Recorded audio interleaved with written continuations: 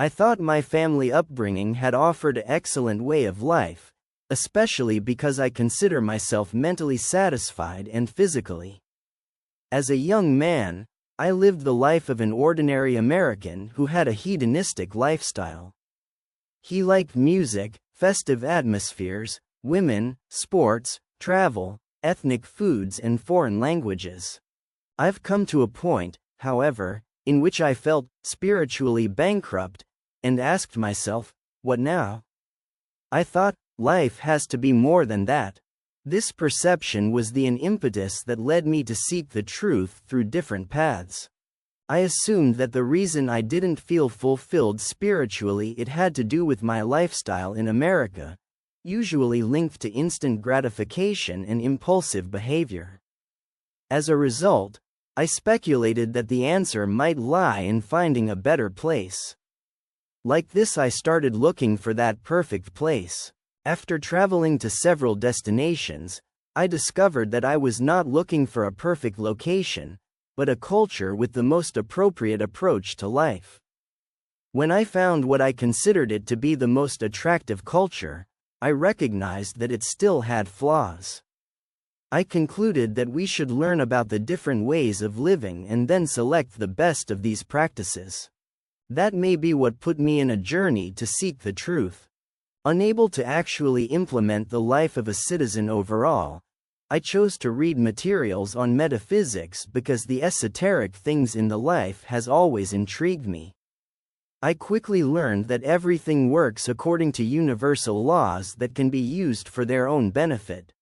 After reading many books on the subject, I have concluded that more important than these laws is the one who created them, that is, God. I also discovered that metaphysics can be a precarious path to follow, and I avoided reading further in this area. At the suggestion of a good friend, we set out on a road trip 3 months camping all over America and Eastern Canada with the intention of discover the purpose of life. We witnessed the wonders of nature and we realized that this world cannot have been created by chance and that, clearly, it was a land of wonders pointing to its creator.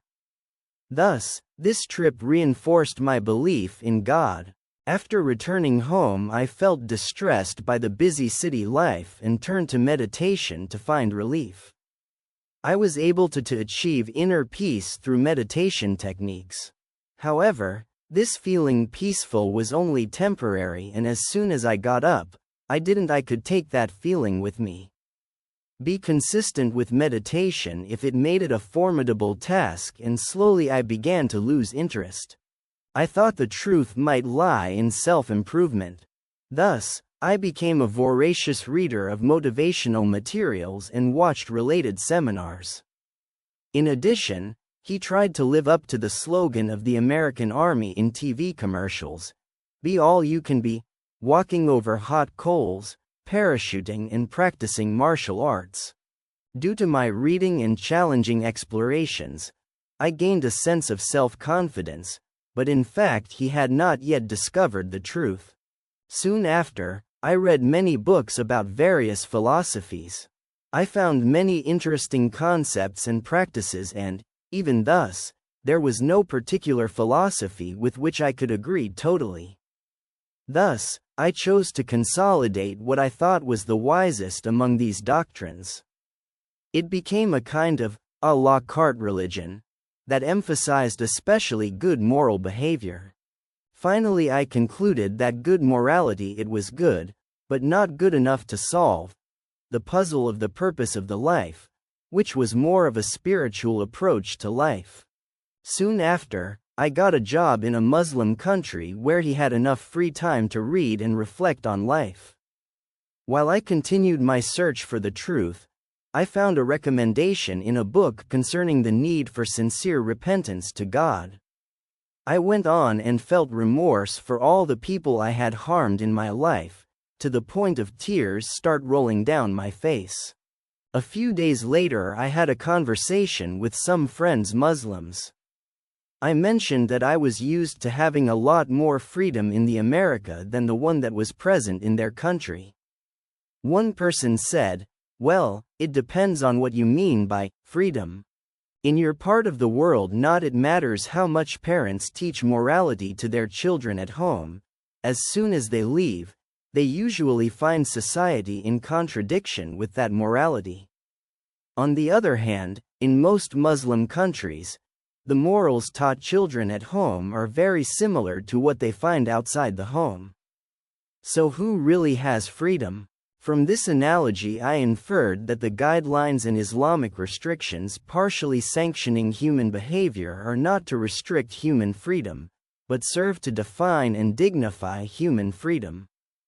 Human freedom. Another opportunity to learn about Islam arose when I was invited to sit with a group of Muslims at dinner.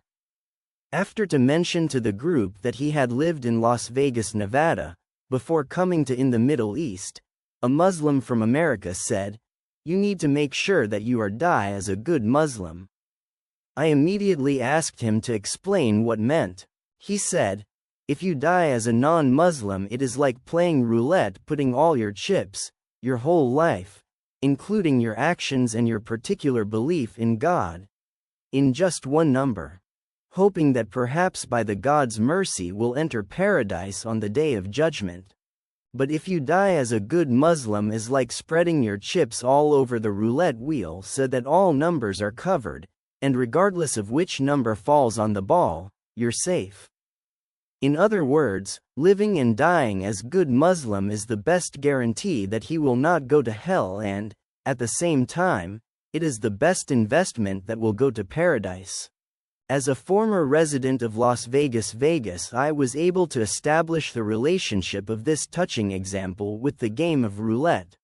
At that point I understood that I would not find the truth until begin to focus on those religions in which God had sent revelation to his prophets and messengers. So, I chose to continue my search for truth by Christianity and Islam.